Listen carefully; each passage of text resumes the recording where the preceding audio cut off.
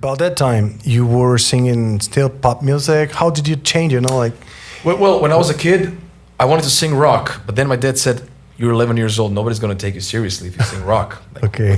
With that voice, you know, with high voice. And then my voice changed, and the thing is, with the voice change, everything that you knew, all the positions are not there anymore. So the position where my high note was, now when I sing, there's nothing there. It's like, what's going on? So it took me another 4 years to start singing and to develop the head voice where you can go and belt stuff, you know. And that's where I said, okay, I want to go heavier than this. I don't want to do any pop rock stuff. I want to go heavier. And as it got heavier, it got more progressive. But I love doing different genres, to be honest with you. I get tired really quickly of one genre, so I like to jump, which is not a good thing for an artist that has to build a fan base. But miraculously, I have fans that love metal, fans that love pop, fans that love rock. I see a lot of comments from like death metal colleagues of mine. Oh yeah. That like, you know, are fans and stuff. And then you see like some pop singers that are like amazed by things that I do. So there has to be a connection. There has to be something about singing that touches people, you know. And it's hard to explain what that is. Because if I ask you what do you love about Ronnie James Dio, well, it's hard to put in words, right? He's amazing, but there is something that separates him from somebody else. You know, Freddie Mercury as well, Steve Perry, and I don't know, Tom Jones, you know, or Lane Staley, Phil Anselmo, you know. You're right. You guys were telling about a story that you lived together in a festival. Oh yeah. Oh Jesus, that's right. I had no clue we were at the same festival. I was playing with Whitesnake. He was playing with Mastodon, and he was telling me it was a download festival. I thought it was download. We never played download. I know exactly. It was Grass Pop. I can tell you the timeline of because I remember that kind of stuff. I would even remember the date of Grass Pop. It was June, right? It was the night of Iron Maiden, right? It was the night of Iron Maiden. It was the night of Megadeth as well. Oh, okay. Yeah, so that's where I met Kiko. I know Kiko online because during pandemic, where I connected with Felipe and Bruno, I was so bored. Just a short story. I would take instrumental songs from certain artists and just throw my lyrics and melodies and turn them into my own song. I did that with Virgil Donati, with Lincoln Terrorist Experiment. So I took Kiko's song, and Kiko shared it. He was like, we got to do something. So I finally met Kiko at Grass Pop, and then 2 minutes later, you're going to tell the story what happened between Dave Mustaine and David Coverdale. I'm just walking around and people are like, Brand shows me this picture, and I see there's a note stick to the door of Whitesnake's dressing room saying, "Hey Coverdale, don't sound check while people are playing. Be a professional." I'm like, this is so condescending, especially, you know, like you're talking to David Coverdale, you know, this guy was rocking out while you were on diapers, you know? Yeah. And no, seriously. That's true. And we were all laughing at it, like, how, like, what the fuck is like, that? are you Argentinian? Oh, Jesus. No, I'm joking. Am I going to lose any audience because of this? No, I'm Brazilian. I can say that. It's fine. It's fine. It's a joke.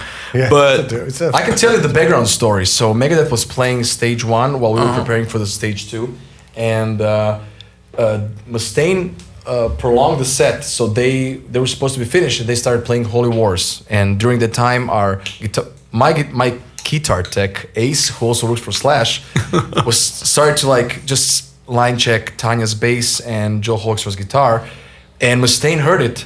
And when he finished Holy Wars, he took off guitar, he jumped, and he attacked our tech. Oh yeah. Yeah, he's like, well, you know, what the fuck are you doing during my set on a big festival like this? And then he went and he wrote that stuff on the wall. And then David Coverdale came, bring David Mustaine to me. Let me show this guy how things are done. You know, and then we had this road manager who worked for both for Whitesnake and Megadeth. He's like, David, I got it covered. No, I'm tired of this David Mustaine. Shit. Bring the guy.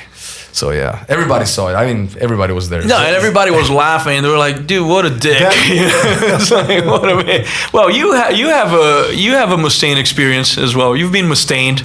I've been Mustained. I must say. I've been Mustained. I wanted to stop. Well, yes. I've been abused. You know what? Kiko's been in Megadeth for like first year or 2 years, and it was his first appearance here in Brazil with Megadeth. So it was like a huge thing, you know. Kiko, it was.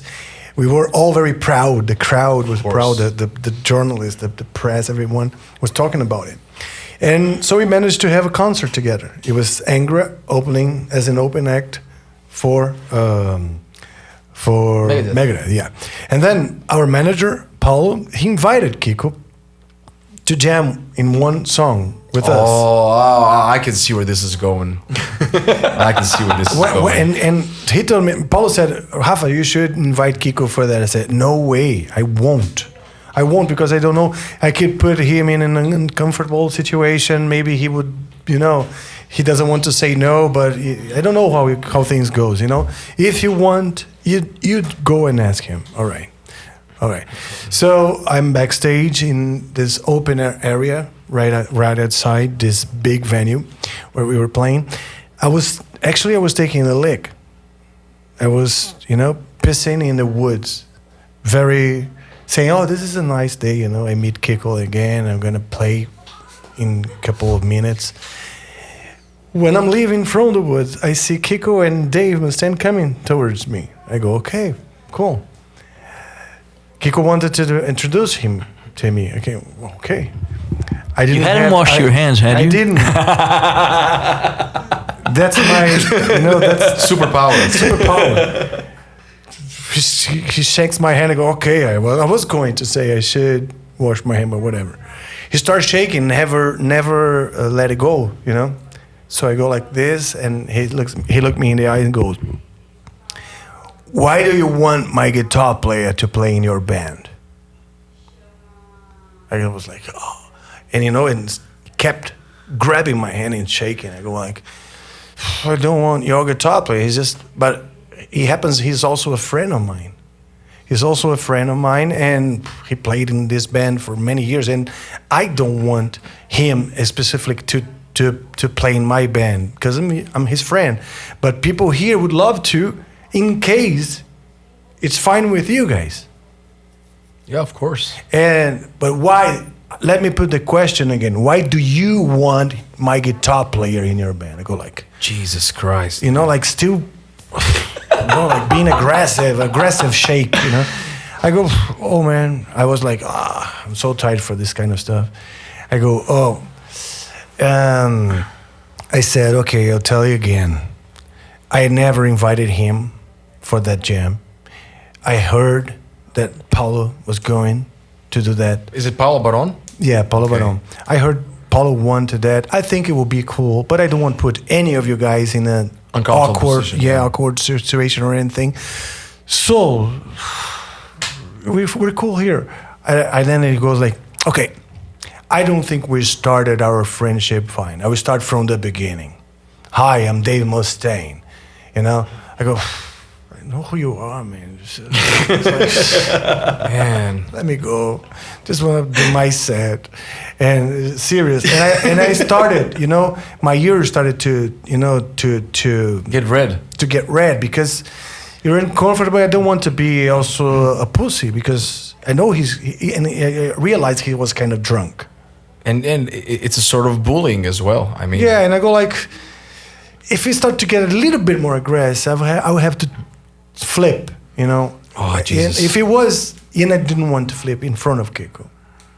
I didn't want, because I would disappoint him so much. He was already embarrassed, very embarrassed with that. That's awful. He was very embarrassed with that situation. I go, because of Kiko, I stay like, because I would love,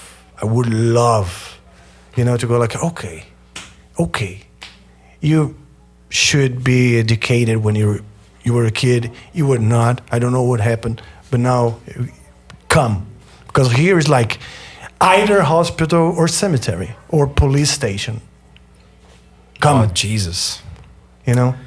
I get it, man. And I was so pissed off, but I go like, let me do my set. But then I was like, inside I was like, I know, boiling. boiling. Yeah, yes. man. That's Oh yeah, awful. when you have to put a lid on it, it's always like you start like, at least with me, like I start reliving, you know, the situation and like, should I have done that? Should I have done that? Should I have Yeah, done I know. the shoulds. And then, I eventually it goes away. Yeah, but I was proud that Oh, I yeah. kept hold of myself, you know. Yeah, when you because cool this down, kind of situation is like the news would know about it.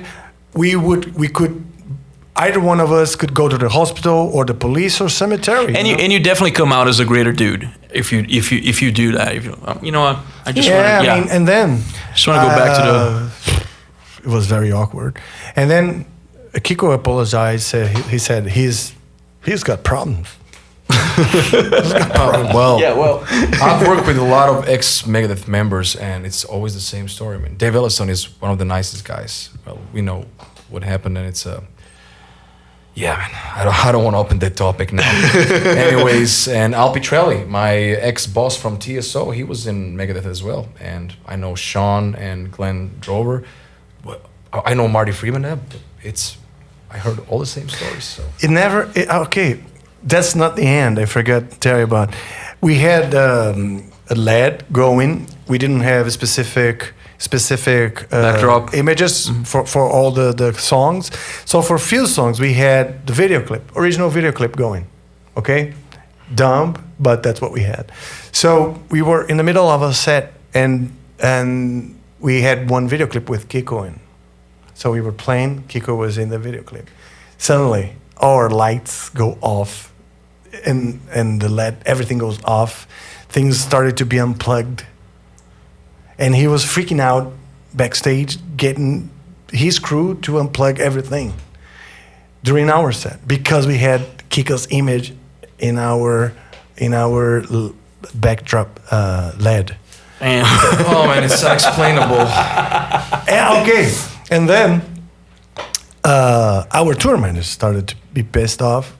Paulo Baron was very pissed off, and the funniest thing is that Dave Mustaine's personal assistant and security guy is a big Brazilian guy, and he's a friend of ours. I know him for a long time. And that was funny because that huge riot happening backstage, and I go there, and then there is this guy, Knight Adriano, our friend, grabbing our tour manager, or I don't remember if it was. Okay, I'm sorry. He was grabbing Paulo by the neck like this, and almost crying to me, saying, "I'm sorry, Rafa, I need to do it. I need to do it." You know, like he needed to take care of the situation in name of Dave Mustaine, but he was a friend of ours since very young. So it's like, I go like, is it really happening? Is it really happening? Because like he's my friend grabbing my hand because of the drunk dude in the. It's like a series of crit failures on D&D. You know, like you failed the diplomacy check, you failed the performance check. Yes. in a series, it's like so many levels of psychological abuse in one. Jesus Christ. Yes. That's my memory. And you know, in order not to embarrass Kiko, I never said that story. But now he's not with him anymore. So I. Oh, you I can tell. the Oh, that's story. right. You can, and he sold all the gear, all the Megadeth gear. So. Oh yeah. Yeah, He's selling. He's selling everything. Or he's selling still. So. Yeah. So. Well, He sells. He sells, but who's buying? Kiko sells. Yeah. Kiko's Megadeth's gear, and people are buying.